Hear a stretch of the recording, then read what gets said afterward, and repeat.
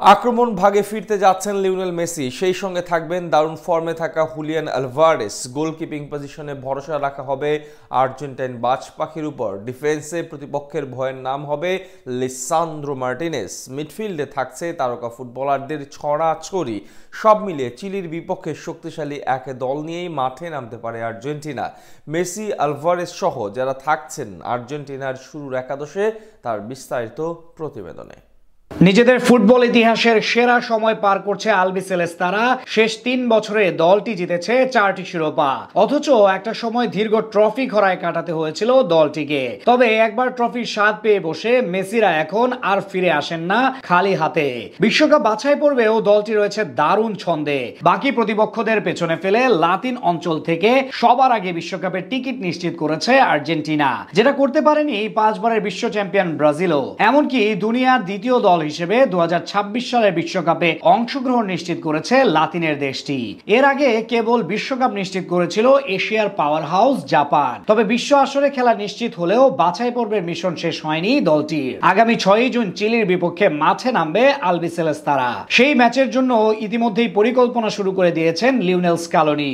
সবকিছু ঠিক থাকলে শক্তিশালী এক দল ঘোষণা করবেন আর্জেন্টাইন মাস্টারমাইন্ড। সেখান থেকে 11 জন বেছে নেওয়া হবে চিলির বিপক্ষে ম্যাচের জন্য, যেখানে গোলকিপার পজিশনে থাকবেন অ্যাস্টন ভিলার গোলকিপার এমিলিয়ানো মার্টিনেস। তার অন্তর্ভুক্তি অন্য এক মাত্রা দিয়েছে দলে।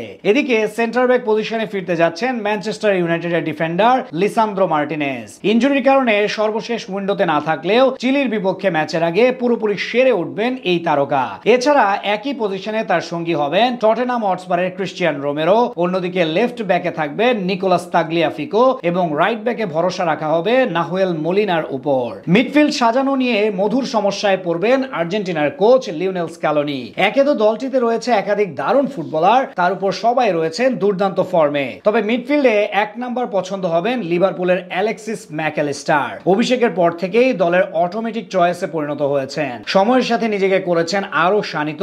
চলতি সিজনে রেড ডেভিলদের জার্সিতে ম্যাচ কন্ট্রোলের পাশাপাশি 34 ম্যাচ খেলে 5 গোলের সঙ্গে করেছেন সমান সংখ্যক অ্যাসিস্ট। তার সঙ্গে মিডফিল্ডে জুটি গড়বেন অ্যাটলেটিকো মাদ্রিদের রদ্রিগো ডি পল। 4-3-3 পজিশনে মিডফিল্ডে তাদের সঙ্গী হবেন চেলসির এনজো ফার্নান্দেজ। গত মৌসুমটা বাজে কাটালেও চলতি সিজনে নিজের চেনা ছন্দে ফিরেছেন এই মিডফিল্ডার। এনজো মারেস্কার অধীনে নিজেকে আবিষ্কার করেছেন নতুন রূপে।